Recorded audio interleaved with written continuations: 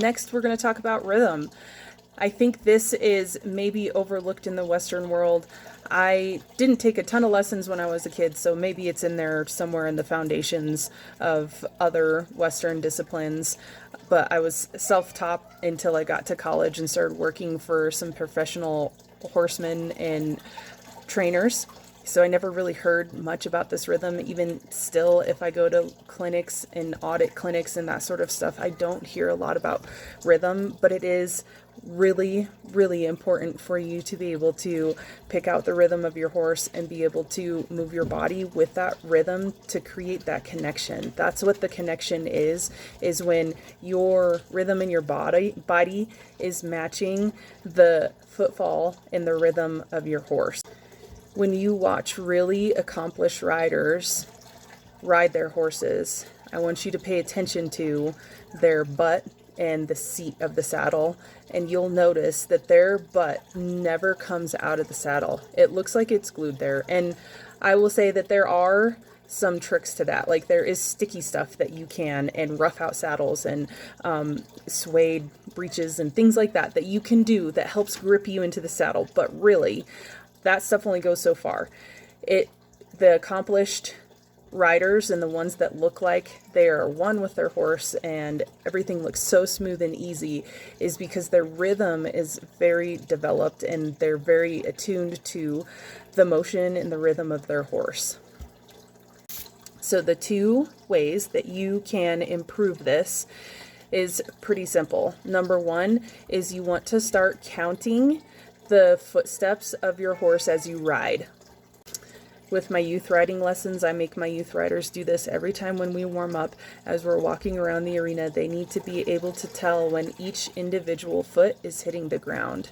Now, for some of you that maybe that kind of tactic doesn't really work with the way that your mind works, the way that I personally do it is I listen. I'm a very auditorial type learner, and I listen to the sound of the horse's foot when it hits the sand or the ground. And that like rhythmic sound, whether it's walk, trot, or canter, is what tunes my mind into what is happening with the rhythm of my horse. You can also use a metronome, or I've heard some people use music, but for me the music is a little bit too much and I need to be hearing things that are happening around me too. But you can use those sort of things that have a built-in rhythm to help you hear and understand what's happening and sync your body with what is physically happening with your horse. Another technique that I use for some of my more tactile riders, like people who like to use their hands and touch and feel things, is I will have them either put their hand on their hip or on their belly button, and that will help them find that rhythm that their horse is making as they walk or trot or canter.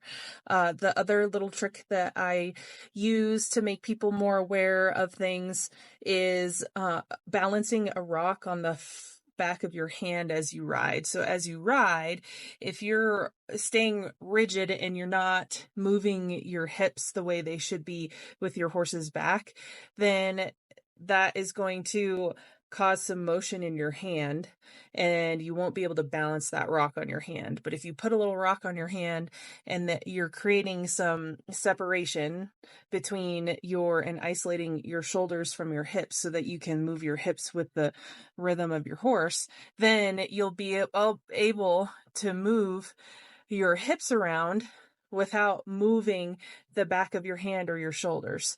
And that's a really important part. Like we talked about in the first section with your balance, is not being so rigid in your alignment that you're able to find that rhythm and move with your horse's back. So there are a few mistakes that I see people make when we're trying to improve their rhythm or when they're trying to find the rhythm. The number one thing is the stiffness, which we've already talked about before, is that you can't be so rigid in your alignment that you're stiff as a board and there's no isolation between your upper body and your lower body. When you watch professional horsemen, accomplished riders, people who've been doing it for a long time, you will notice that their upper body is going to be holding still as they travel, while their lower body is moving with the rhythm of their horse. And that's what we're trying to do, is create some isolation. And that's where your core comes in, and your lower back, and having some strength in your core and your lower back to be able to isolate those two portions of your body. The other mistake that I see people doing is, once I kind of tell them what the motion should feel like, then they start forcing that motion instead of feeling it with their horse. So they'll start moving their hips in a circular motion instead of just letting the horse do the motion and it being relaxed and letting that motion happen. So there are a couple of techniques that you can use at home that will help you isolate your upper body from your lower body. As you're watching this video, I have a rocking chair at my desk. And so you can see here where I keep my upper body still, right? But you can see in the background that I'm moving my rocking chair with my hips. So those are the sort of things. Get yourself a rocking chair or like a yoga ball and see if you can isolate the top part of your body from the lower part of your body. The next thing that I see people do, and this is probably less common, but I do see it sometimes, is when I tell people to stay relaxed and to find the motion of their horse. It's like that translates into turning into a wet noodle on your horse's back. So then as the horse is moving, you can see their body and their upper body is moving like dramatically. We don't want that. There has to be some control. And so I want you to think about, it's kind of like doing a crunch while you're holding still, right? So there's going to be some control in your lower body to hold your upper body still as that horse is moving.